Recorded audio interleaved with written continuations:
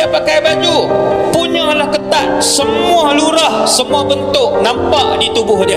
Kasiyat, ariyat, pakai baju tapi telanjang.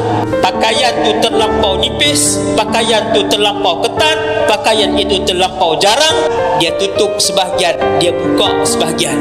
Nabi kata, perempuan-perempuan yang berpakaian tapi telanjang bukan saja tak masuk syurga, bau wangi syurga pun diharamkan oleh Allah Azza wa Jalla.